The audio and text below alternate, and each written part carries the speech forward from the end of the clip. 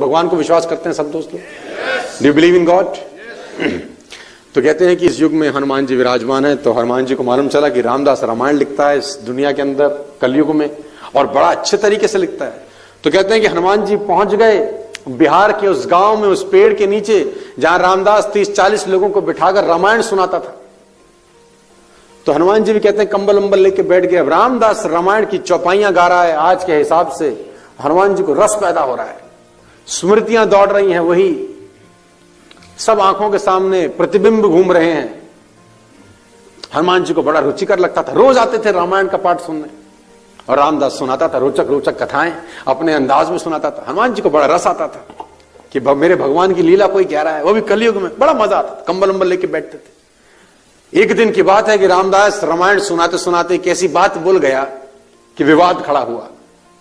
रामदास ने बोला, जब हनुमान अशोक वाटिका में गए तो बहुत सुंदर अशोक वाटिका थी, सीता मैया पेड़ के नीचे बैठी थी, और सफेद सफेद रंग के बहुत सुंदर सुंदर फूल खिले हुए थे। हनुमान जी ने बोला, रुक जाओ, यहीं रुक जाओ।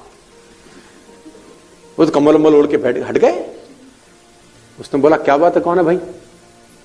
उसने बोला, नहीं नहीं नहीं, तू ठीक कह रहा है, तू अब तक तू जितनी बातें बताई मुझे बड़ी रुचिकर लग रही थी। वही स्मृतियां दौड़ आई, वही राम, वही लक्ष्मण, वही भरत, वही शत्रुघ्न, वही सुग्रीव, वही बाली, वही सूरज को निगलना, वो सब मुझे वापस स्मृतियां दौड़ने लगी। अच्छा लग रहा था, लेकिन यहां तो तू गलत लिख रहा है। जब अशोक वाटिका में हनुमान पहुंचे तो फूल लाल रंग के थे। उसने बोला, कौन है बेटा?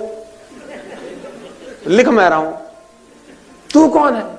और जो मैं लिख देता हूं सुधार नहीं करता, फूल सफेद ही रहेंगे, तूने सुनना सुन, निकल। उसने बोला, हद होगी, कंबल अंबल हटा दिया। बोले, मैं ही हूं। उसने बोला, तू कौन? अरे बोले, मैं ही गया था, फूल लाल रंग के थे रे।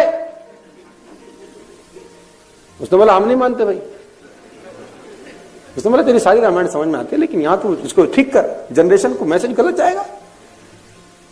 अब विवाद होने लगा, तो विवाद का समाधान कैसे हो? तो बोला, बैठ कंधे पे। तो भगवान राम के पास चलते हैं, अब जज फैसला करेगा।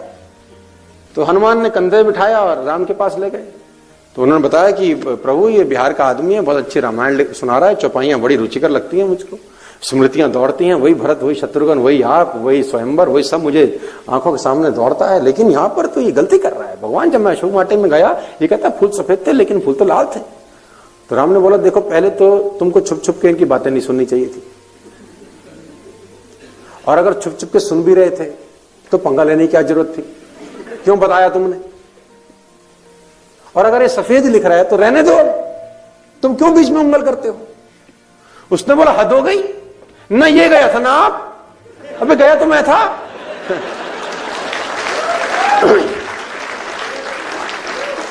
बोले, गया तो ना ये थे ना आप? अरे लाल थे भगवान। उसने बोला, देखो, मैं कुछ नहीं बोलता, जो ये कह रहा है ये ठीक ही कह रहा है। उसने बोला, नहीं नहीं, लाल थे। उसने बोला, अब निवारण कैसे होगा? बोला, मां के पास चलो, वो 1 साल वहीं थी, बैठ कंधे। तो रामदास फिर कंधे बैठा, तो मां के पास ले गए। बोले, सीता मैया, ये रामदास है, ये रामायण लिखता है, बड़े अच्छे तरीके से सुना रहा है, मैं रोज जाता हूं सुनने, और रुचिकर लगती हैं बातें, स्मृतियां दौड़ती हैं, लेकिन आज अड़ंगा खड़ा कर दिया इसने। मैं आपसे जब मिलने आया तो फूल तो ये कह रहा सफेद रंग के थे, लेकिन मां, फूल तो लाल थे। तो मां ने बोला, हनुमान सफेद लिख रहा है तो रहने दो, तुम क्यों अड़ंगा डालते हो? उसने बोला, लेकिन मां, ये तो बात तो गलत कर रहा है। उसने बोला, देखो, तू तो 1 दिन के लिए आया था, मैं तो 1 साल थी, फूल सफेद थे। उसने बोला, नहीं मां, फूल लाल थे। मां ने कहा, हनुमान, तुम ठीक कहते हो, अपनी जगह तुम बिल्कुल ठीक हो।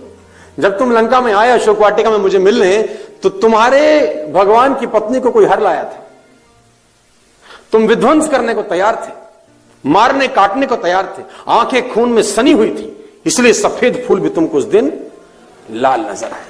फूल तो सफेद ही थे। तो आप जिस